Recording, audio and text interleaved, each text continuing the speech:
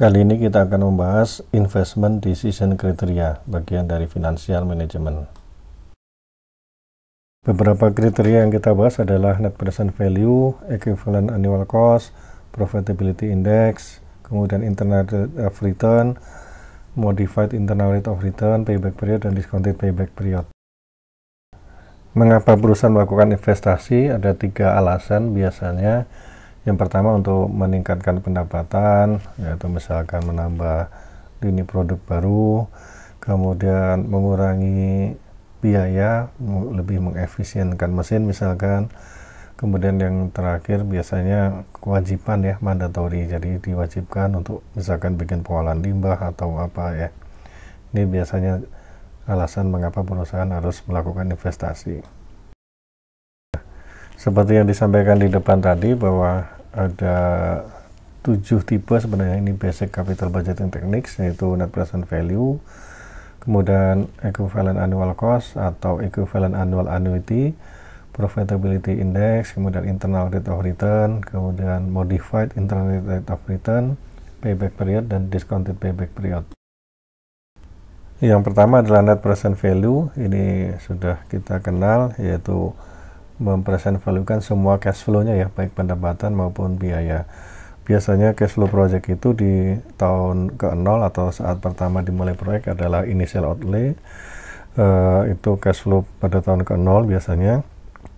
Kemudian kalau proyeknya menguntungkan atau menambah revenue, tahun ke-1, 2, 3, 4, dan seterusnya itu akan menghasilkan pendapatan, dan ini semuanya di-present value-kan ke tahun ke-0.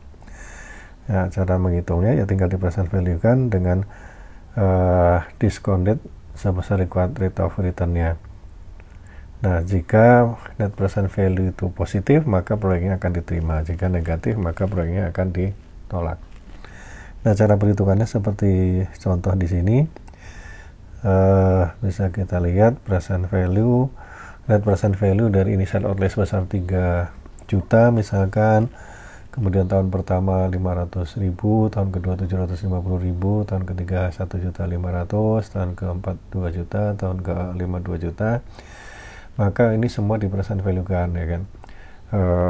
Kalau menggunakan rumus matematika seperti ini, dibagi 1 plus suku bunga dipangkatkan dengan tahun ke periode keberapa.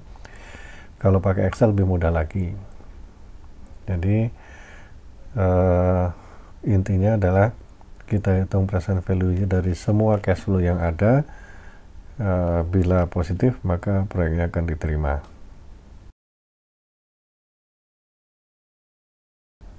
Bila ada satu proyek saja, maka keputusannya atau kriterianya mudah, yaitu net present value positif, proyek dilaksanakan. Bila negatif, proyek tidak dilaksanakan. Nah, gimana kalau ada beberapa proyek? Nah, ini ada beberapa tipe ya. Kalau proyeknya ini independen atau hanya satu aja, keputusannya tidak mempengaruhi proyek yang lain, maka seperti proyek itu berjalan sendiri. Yaitu sama seperti tadi, hitung NPV, jika NPV positif maka dilaksanakan, jika negatif tidak dilaksanakan. Kecuali ada proyek-proyek yang mutually eksklusif, artinya ketika satu proyek dilaksanakan maka proyek yang lain tidak bisa dilaksanakan. Itu bisa jadi karena ada substitusi. Jadi misalkan ada 2 pilihan, jika salah satu diambil maka yang lain tidak perlu dilaksanakan, atau karena adanya constraint biaya, constraint waktu, sehingga tidak semua yang NPV-nya positif akan diterima, sehingga perlu dipilih nih dari beberapa proyek yang sama-sama NPV-nya positif tadi, mana yang harus dilaksanakan. Nah, ini kalau mutually exclusive project.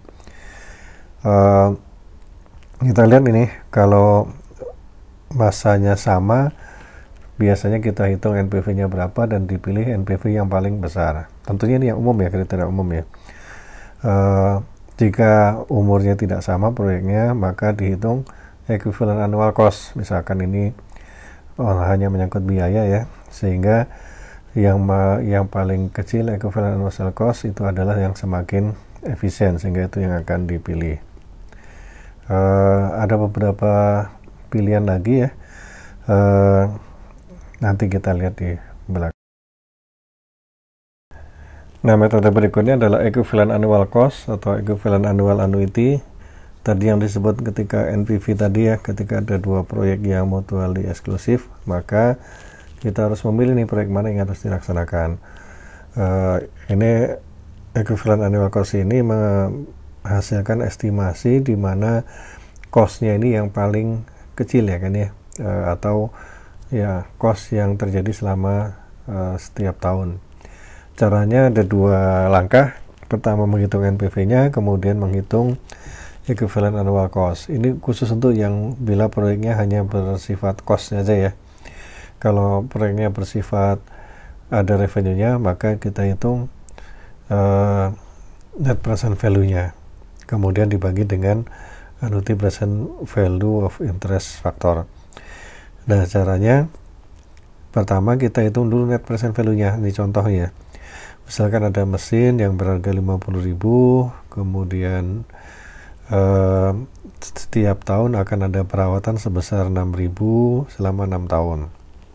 Diskon rate-nya 9%. Maka EAC-nya seberapa? Maka kita lihat ini NPV-nya. Ini karena cost aja semuanya. Maka NPV-nya minus 50.000 ditambah minus 6.000 kali 6 tahun ya. Itu ada present value of annuity factornya, ada rumusnya itu tadi ya. Sehingga present value annuity factornya 4,4859. Sehingga hasil akhirnya net present value-nya minus 76.915. Nah, hasilnya ini net present value ini akan dikembalikan lagi, dibagi dengan annuity faktornya. Annuity faktornya tadi kan 4,4859. EAC ini adalah NPV dibagi annuity faktornya. Jadi minus 76.915 dibagi 4,489 sama dengan 17.000. Jadi simpulannya setiap tahun perusahaan akan mengeluarkan biaya sebesar 17.145,95. Nah, kalau di Excel sama, ini kita tinggal cari aja net present value-nya seperti berapa ya kan, seperti apa. Ketika ketahuan net present value-nya, kita cari present value annuity factor. Ini dicari dengan cara payment-nya Rp1 atau $1, periodenya sebesar, panjangnya berapa, 6 periode. Maka kalau kita hitung present value-nya, ini adalah present value annuity factor. Kelihatan di situ hasilnya 4,4859 sama ya dengan hasil yang dirumus.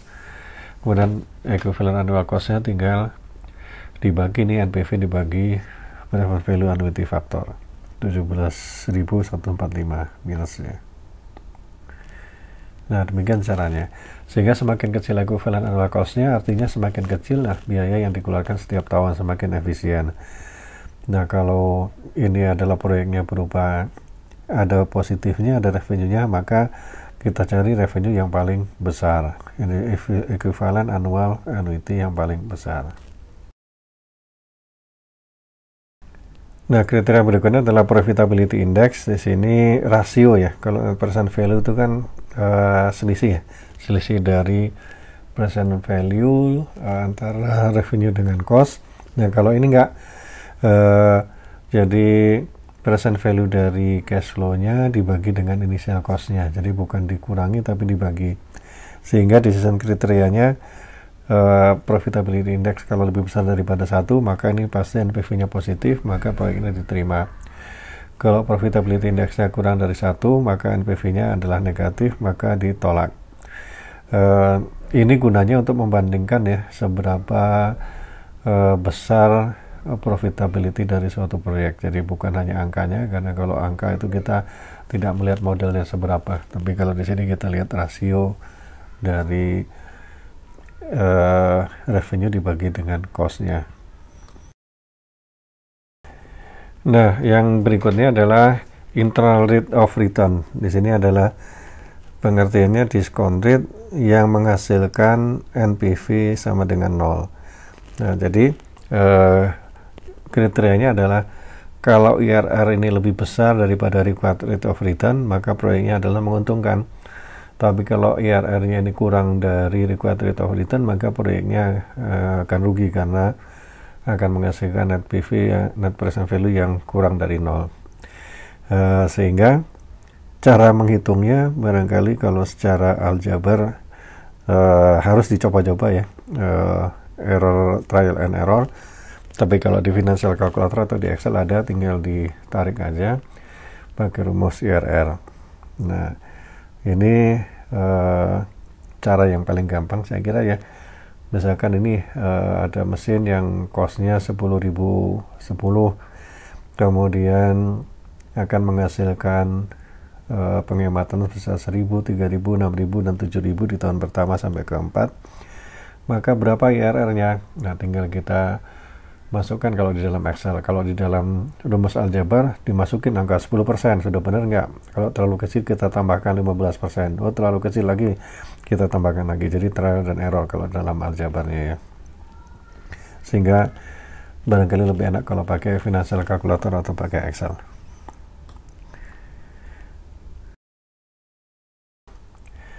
Bila ada cash flow selain tahun ke-0 yang bernilai negatif, maka kemungkinan akan ada nilai IRR yang lebih dari 1 ya. Ada kemungkinan net present value sama dengan 0 dengan suku bunga yang lebih dari 1 macam. Nah, sehingga kita perlu memodifikasi IRR ini dengan cara pokoknya semua tanda yang negatif selain di tahun ke-0 kita present value-kan ke tahun ke-0 sebesar dengan discount rate sebesar required rate of return, sehingga tidak ada tanda negatif selain di tahun ke-0. Nah, setelah itu baru kita hitung IRR-nya seperti biasa. Ini jelas beda dengan IRR. Kenapa? Karena kalau IRR itu semua cash flow itu kita present value kan sebesar IRR-nya. Nah, kalau ini kan nggak, sebesar required rate of return. Kita lihat di sini ya, misalkan discount rate-nya 8%. Kenapa kita perlu 8%? Ini untuk kriteria ya, nanti berapa IRR-nya, akan lebih besar atau lebih kecil. Nah, ada 3 cash flow tahun ke-0, 1, dan 2. Tahun pertama misalkan minus 235.000, tahun pertama 540.500, tahun kedua minus 310.200.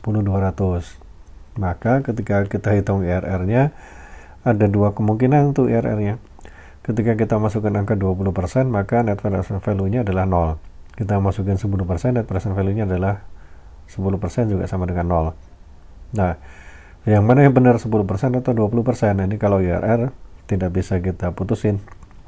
Nah, sehingga kita perlu pakai metode MIRR ini dengan cara cash flow di tahun kedua yang minus tadi kita present value-kan ke tahun ke-0 sebesar 8% ya discount rate-nya, sehingga tahun pertama initial outlay-nya menjadi minus 509.47, tahun ke-1 tetap 540.500. Nah, dari 2 cash flow ini kita cari IRR-nya seperti biasa, maka ketemu 7,9. Inilah disebut dengan modified internal rate of return. Jadi kita bisa dapat angka 7,9. Ini jelas beda ya, karena MIRR ini asumsinya bahwa yang di tahun kedua itu kita present value-kan dengan angka 8%.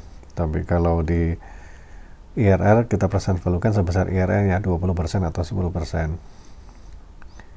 Jadi kita gunakan MIRR, hasilnya 7,9%.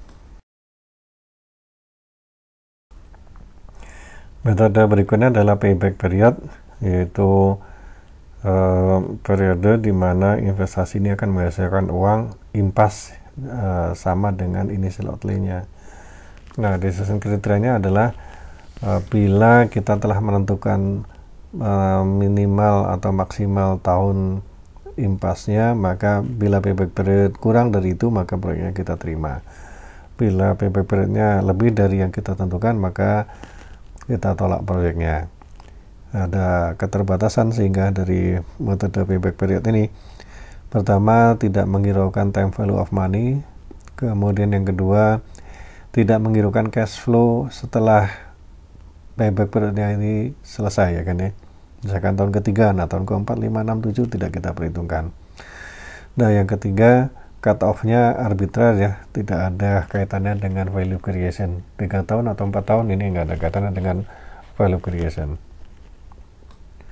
Sehingga kemudian kita lengkapi dengan discounted payback period. Nah, yang berikutnya adalah discounted payback period. ini pengembangan dari payback period dengan memasukkan unsur time value of money, jadi cash flow-nya di present value kan. Nah, tentunya sama dengan payback period, decision kriterianya adalah saat investmentnya ini mencapai titik impasse. Berapa nih periodenya, berapa periode, 3 tahun atau 4 tahun. Keterbatasannya masih sama dengan discounted payback period, hanya dikurangi yang pertama ya, karena ini sudah masukkan unsur time value of money, yaitu setelah periode payback periodnya selesai maka ini tidak diperhitungkan lagi, dan kemudian sama ya, cut off-nya itu juga arbitrar ya, tidak ada kaitannya dengan value creation. Contohnya adalah seperti ini payback period ya, misalkan annual cash flow-nya tahun ke-0, initial outlay-nya 100.000, tahun pertama 70.000, tahun kedua 30, tahun ketiga 30, tahun keempat 25, tahun kelima 10. Nah, kumulatif cash flow-nya tinggal dimasukin aja, dijumlahkan aja 100.000, tahun pertama 70.000 dikurangi 100.000 berarti 30, tahun kedua 30.000, tadi sudah ada 30 minus, berarti ini impasse. Nah, ini payback period ini adalah 2 tahun. Kemudian kalau discounted cash flow sama, tapi cash flow-nya ini annual cash flow-nya kita present value kan dengan record rate of return ya, misalkan di situ 17%, maka 70.000 kita present value kan sebesar 17%, maka jadi 59.829. Nah, ini yang kemudian discounted cash flow ini kita kumulatifkan menjadi kumulatif discounted cash flow. Ternyata di sini ketemu tahun ketiga sebesar 476, berarti antara tahun kedua dan tahun ketiga berapa ini? Nah, kita bandingkan aja, antara tahun kedua dan ketiga itu menghasilkan 18.731. Nah, sebelumnya akhir tahun kedua itu adalah 18.256 minusnya. Jadi kira-kira ini adalah 18.256 bagi 18.731 atau 0,97 cash flow dari tahun ketiga. Nah, jadi payback periodnya adalah 2,97. Ini kalau nggak pas ya ke tahun keberapa. Ini jadi kita jadikan perbandingan. Maka ini terjadi perbedaan antara payback period dan discounted payback period. Yang mana yang sering dipakai? Nah, ternyata dari survei popularitasnya, maka yang sering dipakai adalah IRR, kemudian NPV ya, dengan agak sedikit berimbang ya. Kemudian ketiga baru payback period, discounted payback period, dan terakhir profitability index. Kenapa? Ini bermacam-macam ya, masing-masing ada keunggulan dan kelemahannya masing-masing. Kalau IRR, keunggulannya adalah bisa langsung dibandingkan dengan required rate of return sehingga lebih besar atau lebih kecil. Tapi ada kelemahannya IRR tadi. Kalau ada negatif cash flow selain dengan tahun ke-0, maka IRR-nya akan ada lebih dari 1 IRR. NPV kelebihannya karena kita bisa langsung memutuskan proyek ini akan menghasilkan laba atau tidak present value-nya. Payback period ada keunggulannya simple ya, cepat ngitungnya, tapi ada kelemahannya tadi. Profitability index mirip dengan NPV sebenarnya, tapi juga ini dinyatakan dalam bentuk rasio. Jadi masing-masing ada kelebihan dan kelemahannya masing-masing, sehingga barangkali bisa juga digunakan secara bersama-sama. Nah, ringkasan dari decision rule dari masing-masing capital budgeting kriteria adalah seperti ini. NPV kriterianya adalah NPV harus lebih besar daripada 0. Kemudian EAC itu harus yang paling minimal kalau cost-nya aja, ya kan ya. Kemudian profitability index harus lebih besar daripada 1. IRR harus lebih besar daripada required rate of return. MIRR juga sama, lebih besar daripada required rate of return. Payback period harus lebih kecil dari acceptable period ya. Discounted payback period sama, harus lebih kecil daripada acceptable period. Ini adalah kriteria atau decision rule dari masing-masing metode. Demikian, semoga bermanfaat dan barokah buat kita semua.